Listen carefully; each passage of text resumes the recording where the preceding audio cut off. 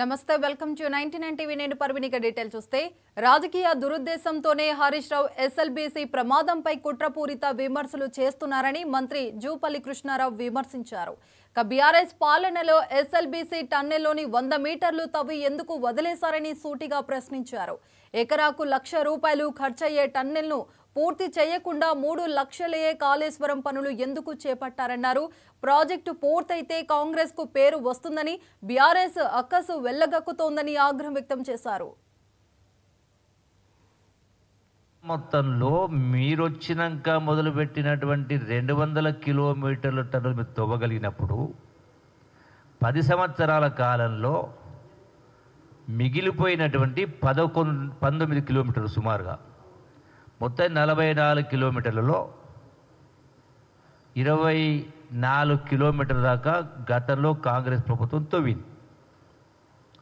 మిగిలింది 19 కిలోమీటర్లు. 19 కిలోమీటర్లో సుమారుగా 10 కిలోమీటర్లు అనుకుంటా 11 టీఆర్ ప్రభుత్వం తవ్వింది. మిగిలింది 9 కిలోమీటర్లే కదా. మరి 200 కిలోమీటర్ల టన్నులు కొత్తగా మొదలుపెట్టినవి చేయగలిగినప్పుడు కేవలం మిగిలిపోయినటువంటి 19 కిలోమీటర్ల టన్నులు ఎందుకు మీరు పూర్తి చేయలేదు అని నేను స్పష్టంగా కుండబద్దలు కొట్టినట్టుగా ప్రశ్నించిన. దానికి సొల్లు పురాణం చెప్పిండ్రు. కానీ నేను అడిగిన ప్రశ్నలో నిజామాబాద్మా చెప్పాలి కదా. అంటే నిజాయితీ మాటల్ని ఎవరు నమ్మరు, చేతను చూస్తారు. Seeing is believing. సొలుపురాల మాటలు మస్తుగా మాట్లాడుతూ ఉంటారు.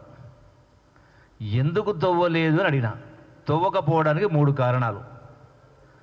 అంటే మీరు ముందే గనక ఊహించినరా, అక్కడ గనక సొరంగంలోకి వెళ్ళి నీళ్ళు వచ్చి ఆ మట్టి పడిపోయి కూలిపోతుందని ముందే తెలిసి తవ్వలేదా? పోనీ డబ్బు లేక తవ్వలేదా? 7 లక్షల కోట్ల పైసలకు అప్పు. మరి ఈ 2 కారణాల, ఈ 2 కాకపోతే ఇంకేం కారణం ఉంటుంది? ఇది పూర్తి చేస్తే కాంగ్రెస్ ప్రభుత్వానికి పేరు వస్తుందని తవ్వలేదా?